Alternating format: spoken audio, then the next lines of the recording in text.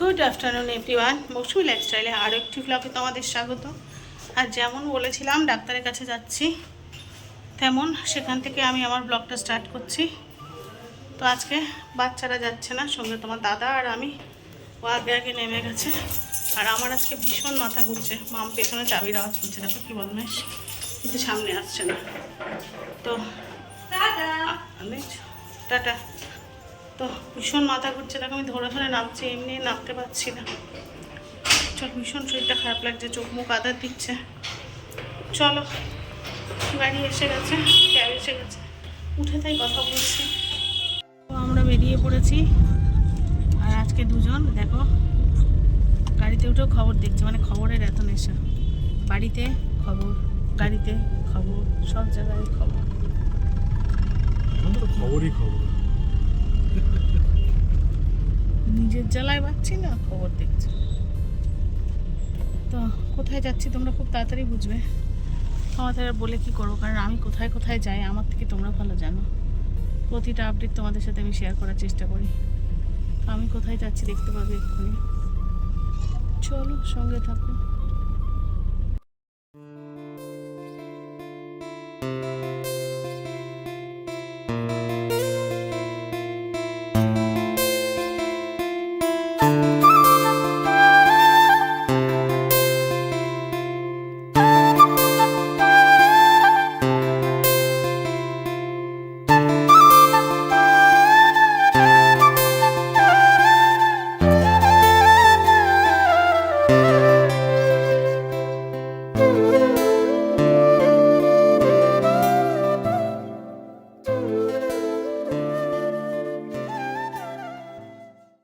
কিন্তু আমি বুঝতে পারিনি। হ্যাঁ, আমি খেয়াল করিনি তো, আমরা তো এসেই গেছি। চলো যাই। বুঝতে পেরেছো এতক্ষণে কোথায় এসেছি?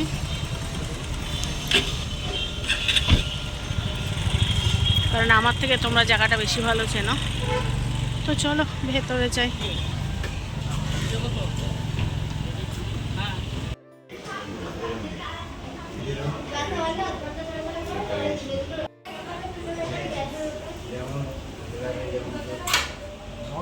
তো ডাক্তার দেখিয়ে ফিরে এসেছি অনেকক্ষণ। দেখো বদমাইশি করছে, দেখবে কে বদমাইশি করছে। দাঁড়া, আজকে একটা বিচ্ছুকে দেখাবো তোমাদের। আয় এদিকে। বলে বিচ্ছুটা, তুই বল তো, নিজের পরিচয় দে। আমি হচ্ছি পাওলি দিদি স্টুডেন্ট। পাওলি দিদি স্টুডেন্ট, বাড়ির মেয়ে হয়ে গেছে। ও হচ্ছে অদ্রিজা। এই কয়েকজন না বাড়িতে থাকলে মনটা খারাপ লাগে। কদিন তুই বাড়িতে গেছিলিস বহরমপুরে?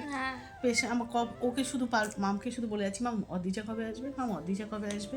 আর এখনই নিচের চুটকেটা হয়েছে তিতলি।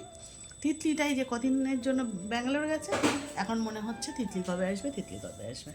এই দুটো মেয়ে আমার বাড়ি আসতে আসতে আমার বাড়ির মেয়ে হয়ে গেছে। এটা সত্যি কথা। কবে থেকে তোর পরীক্ষা শেষ হয়েছে, তুই আসা বন্ধ করেছিস, বাড়ি গেছিস, আর আমার মুখে অদ্রিজা কবে আসবে, অদ্রিজা কবে আসবে।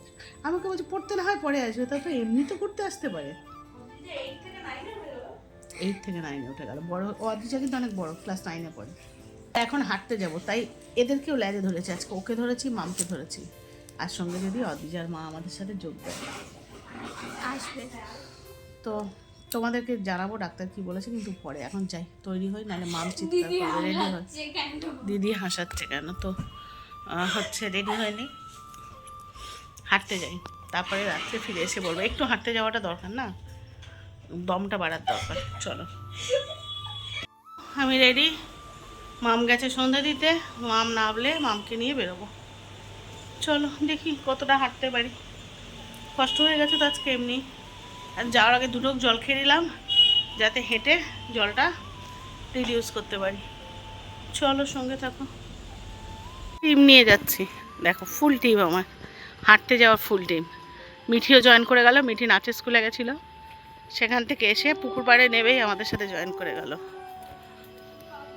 আমার একটা বড় টিম পেলে হাঁটতেও ভালো লাগে বলো। দেখি কি হলো, ক্যামেরাটা ভাবলাম ক্যামেরাটা প্রবলেম করছে, তারপর দেখলাম না, রাস্তার আলোটা ঠিক নেই। সেরকম একটা বড় টিম পেলে হাঁটতে ভালোই লাগে, সমস্ত কষ্ট ভুলে যাওয়া যায়, এনার্জি পাওয়া যায়।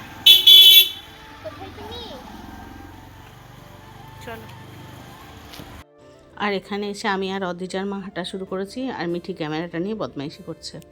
ও কিন্তু বেশিক্ষণ হাঁটেনি, ওর নিয়ে সারা মাঠ ক্যামেরা নিয়ে ঘুরে বেরিয়েছে।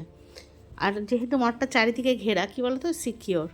আর দেখো এখানে ও ঠিক ওর সব দিকে চোখ আছে, এখানে কোন সেলিব্রিটিকে দেখতে পেয়েছে, পরে কিন্তু তার সাথে গিয়ে গল্প করে এসেছে, তার সাথে সেলফি তুলে এসেছে। আমি থাম্বনেলে তোমাদের ছবিটা দিয়ে দেবো।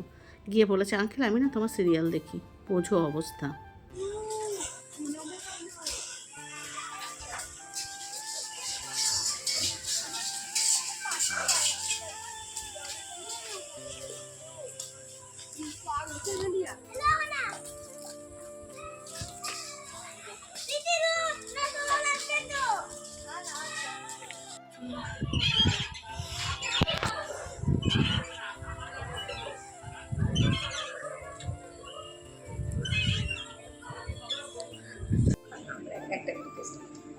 খেয়ে রিভিউটা তুই দে, তুই খেয়ে রিভিউটা দে।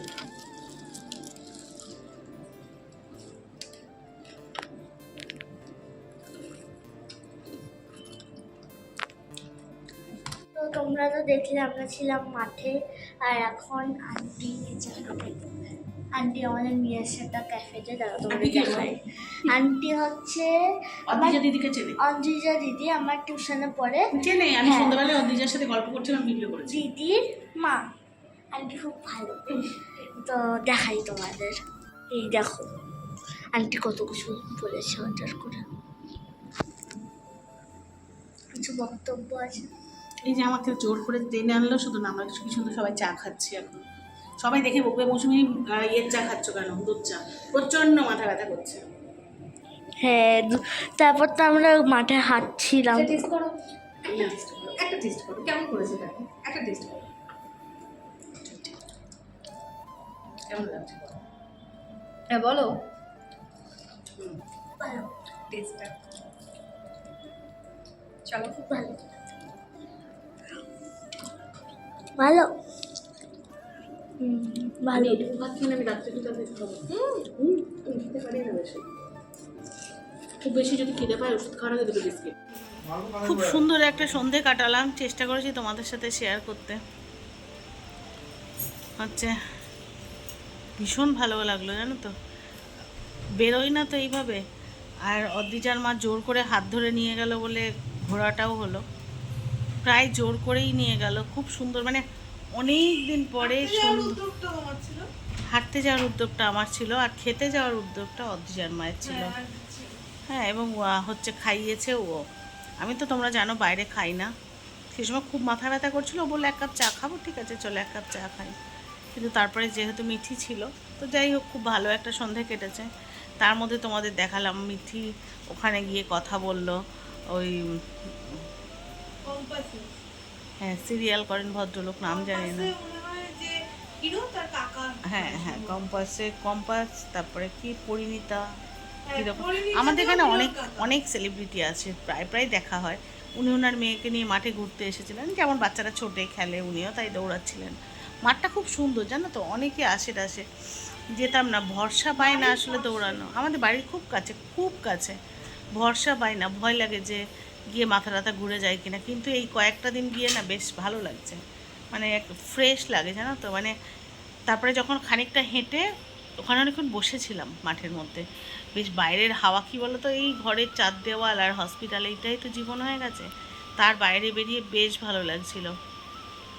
মাঠে বসে গল্প করলাম অদ্রিজার মার সাথে অনেকক্ষণ, আর সঙ্গে মিঠি ছিল। অনেকক্ষণ বসেছিলাম, বাইরে কি সুন্দর হাওয়া দিচ্ছিল, বাচ্চারা খেলা করছিল। তারপরে ওখানে আমি জানি না মিঠিকে ভিডিও করতে বলেছিলাম, করেছে কিনা। বাচ্চারা সুন্দর ওই কী ক্লাস চলে, ক্যারাটে ক্লাস চলছিল, ফুটবল, হ্যাঁ এমনি সাধারণ অনেকেই ফুটবল খেলছিল, কেউ দৌড়াচ্ছিল, কেউ হাঁটছিল, বাচ্চাদের ক্যারাটে ক্লাস হচ্ছিল, সব মিলে ভীষণ ভালো লাগছিল। যাই হোক, একটু চেঞ্জেস না, ঘর থেকে বাইরে বেরিয়ে একটু আলাদা চেঞ্জ। আবার ফুল তুললাম আমি এখানে, ও তো চারিপাশে তোমাদের বলেছিলাম গাছগুলো দেখাবো, যে আজকে দেখানো হলো না, পরের দিন। কালকে তো হাঁটা হবে না, কারণ কালকে আছে ডায়ালিসিস শুক্রবার, আর শুক্রবারে তো আমার বিকালে ডায়ালিসিস, অতএব কালকে তো আমার হাঁটা হবে না। পরে যেদিনকে মানে শনিবারে হাঁটতে যাব, সেদিনকে তোমাদের দেখাবো। প্রচুর গাছ, প্রচুর ফুলের গাছ। তো এই শুতে যাব, মনে হয় ভিডিওটাও বড় হয়ে গেছে। ও তার আগে তোমাদের বলি, ভুল হয়ে গেছে, বলা হয়নি। হ্যাঁ, তোমরা দেখেছো আমি পি ব্যানার্জি হোমিও রিসার্চ সেন্টারে গেছিলাম। তোমরা বলবে মৌসুমি তোমার মতো বড় রোগের হোমিওপ্যাথি চিকিৎসা হয় না, ঠিক আমিও জানি, আর তার জন্যই 8 বছর চেষ্টাও করিনি। কিন্তু এই ব্লকেজ আর গ্রোথটার জন্য আমি গেছিলাম, যে যদি খোলা যায়। আমি তো অপারেশন এই মুহূর্তে করতে পারছি না, অতটা টাকা জোগাড় করতে পারছি না। গ্রোথটা তো ডেফিনেটলি একটু একটু করে বড় হয়ে যাচ্ছে। তো আগের দিন যখন মিঠিকে নিয়ে গেছিলাম তখন আমার মাথা ঘুরে গেছিলো, শরীরটা খারাপ হয়ে গেছিলো, তোমাদেরকে বলিনি। তো তখন ওখানে আমাকে মাথায় জল টল দিয়ে বসিয়েছিল, বিস্কিট খাইয়েছিল। ওখানের একজন ডক্টর তখন বলেছিলেন যে কী কী প্রবলেম আছে জিজ্ঞাসা করছিলেন। তখন আমি বলেছিলেন আপনি কি একটু ডাক্তার দেখিয়ে নেবেন। তখন আমি বললাম যে আমার মতো পেশেন্টের কি এখানে দেখানো যায়? তা বলছে আমাদের তো প্রচুর ক্রিটিক্যাল পেশেন্ট আসে। তখন আমার মাথায় ক্লিক করলো যে তাহলে কি আমি আমার গ্রোথটা দেখাতে পারি, যে যদি গ্রোথটা কোনোভাবে এই ওষুধে কমে, আমি জানি না কমবে কি না, তবে একটা চেষ্টা তো করাতেই যেতেই পারে। অনেক তো করলাম, আর তো পারছি না অ্যালোপ্যাথি চিকিৎসা এগিয়ে নিয়ে যেতে। জানি না কবে ভেলোর যেতে আদতেও পারবো কি পারবো না। তো সেই জন্য আমি গিয়েছিলাম। দেখো, সুস্থ হব কি হব না আমি জানি না, কিন্তু ফার্দার অসুস্থ তো নিশ্চয়ই হব না। তো সেদিনকে আমি, হ্যাঁ, যদি অন্তত এই জায়গাতেও আটকে রাখা যায় সেটাও ঠিক। তবে সেদিন তাহলে বলবে সেদিনকে কেন দেখাও না, একেবারে দেখিয়ে আসতে পারতে, এতটা দূর তো দেখিয়ে আসতেই পারতাম। কিন্তু সেদিনকে আমি দেখাবো বলে তো যাইনি, ফলে আমার যে একটা হিউজ না অ্যাপয়েন্টমেন্ট ওরা এমার্জেন্সি করে দিত, যেহেতু আমি শরীর খারাপ হয়ে গেছিলো। কিন্তু আমার তো একটা হিউজ রিপোর্ট আছে, আর সব রিপোর্ট তো মুখস্থ না। তো যেহেতু রিপোর্টটাও মুখস্থ না, তা ভাবলাম তাহলে নতুন একটা ফার্দার অ্যাপয়েন্টমেন্ট করে তো রিপোর্টগুলো নিয়ে আসব। আমরা মঙ্গলবারে অ্যাপয়েন্টমেন্ট চেয়েছিলাম, কিন্তু ওনারা দিতে পারেননি। তার কারণ দিতে চেয়েছিলেন, কিন্তু ওখানে যিনি সিনিয়র ম্যানেজমেন্টে একজন আছেন, তিনি আমাদের বাঘাযতীনে বাড়ি। ওই দাদা বলল যে আমি একটা স্পেশাল সব থেকে সিনিয়র যিনি ডাক্তার আছেন তার একটা স্পেশাল অ্যাপয়েন্টমেন্ট করে দেবো। আর সেই অনুযায়ী আমরা আজকে বৃহস্পতিবার গিয়েছিলাম, কারণ উনি বলেছিলেন বৃহস্পতিবারে অ্যাপয়েন্টমেন্ট করলে ভালো হবে। ঘুম পাচ্ছে, তো সেই হিসাবে আজকে আমরা গিয়েছিলাম। দেখা যাক কি হয়। এখন অন্যান্য জিনিসের উনি বলেছে, আমার দেখো আমি কিডনি যে জায়গায় আছি, আমি সপ্তাহে 3 দিন ডায়ালিসিসের পেশেন্ট আছে, কিডনি চিকিৎসা উনি করবেন না। আর হ্যাঁ, আরও একটা কথা হচ্ছে, এই যে ভেনের যে ব্লকেজগুলো স্যারকে দেখালাম, উনি বললেন এগুলো খোলার সম্ভাবনা খুবই কম। তার কারণ আমাদের ডায়ালিসিস নিতে নিতে আমাদের ভেন বা আর্টারি ইলাস্টিসিটি কমে যায়। তো সেটা হোমিওপ্যাথিতে খোলার সম্ভাবনা খুবই কম, কিন্তু গ্রোথটা হয়তো কিছুটা হলেও রিকভার হতে পারে। সেটা সময় বলবে, সময়ের সাথে সাথে দেখা যাক কী হয়। তো এই আজকে ডাক্তারের আপডেট তোমাদের জানানোর ছিল, জানিয়ে দিলাম। তো এটাই ছিল আজকের আপডেট। তো চলো ব্লগটা এখানেই শেষ করি। সবাই চেয়ে যেখানে আছো ভালো থেকো, সুস্থ থেকো। আর যদি নতুন কোনো বন্ধু আমার চ্যানেল ভিজিট করে থাকো, চ্যানেলটা সাবস্ক্রাইব করে পাশে থাকো। আর ব্লগটা একটু ভালো লেগে থাকলে লাইক কমেন্ট শেয়ারের পাশাপাশি হাইপ করতে ভুলো না প্লিজ। দেখা হচ্ছে নতুন ব্লগে, ততক্ষণের জন্য সবাইকে শুভরাত্রি।